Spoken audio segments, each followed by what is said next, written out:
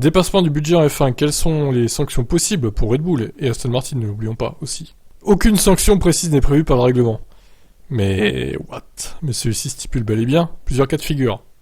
Sans préciser comment la décision d'une sanction sera prise par le régulateur de la F1 et de la Formule 1. De la FIA et de la Formule 1. Selon l'article 9.1b du règlement financier de la F1, les pénalités mineures pour un dépassement mineur pourraient être sportives, financières ou se reporter sur le développement. Les premières pénalités envisagées sont sportives et peuvent concerner un retrait de points, soit pour le pilote, soit pour le constructeur. Mercedes ayant été titré chez les équipes et Max Verstappen ayant gagné le titre pour quelques points, il semble difficile d'imaginer la fédération revenir sur l'attribution des couronnes mondiales. Ah mais pourtant, ce serait vraiment ce qu'il faut en fait. Allez, 10 points en moins pour Max. Je suis pas trop méchant, 10 points, ça va. 10 points en moins, voilà. Ça suffit pour faire gagner Hamilton. Une autre sanction peut être une suspension de l'équipe d'une ou plusieurs courses, mais là encore, difficile d'établir quand et comment une telle peine pourrait être envisagée. Ah bah ouais, il faut pas toucher à Red Bull, hein, surtout, hein, oh là là. Red Bull, c'est la vie, hein. Il faudrait pas sanctionner cette pauvre équipe qui n'a jamais rien fait d'illégal, évidemment, qui est exempte de tout reproche.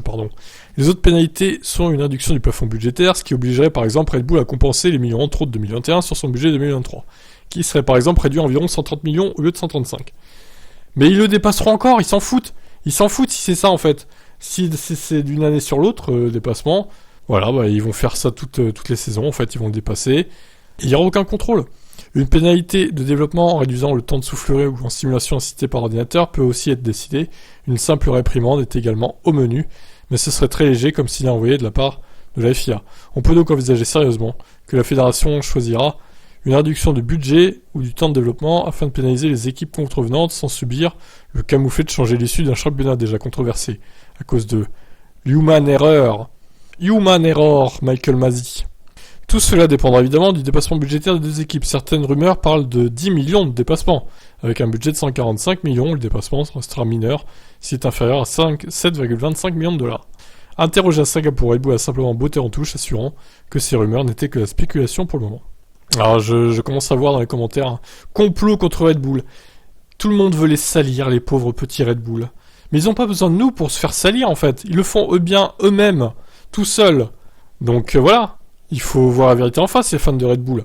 Votre équipe triche, voilà.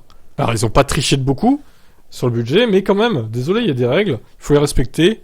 Tout le monde est logé à la même enseigne avec ce budget de cap, là. Et ça, s'il y a dépassement du budget, ça dégage. Voilà, pénalité, grosse pénalité pour servir de leçon. Mais ils le feront pas, hein, évidemment, ça va être une pénalité de merde, sûrement. Du temps de soufflerie en moins, mais c'est super, hein.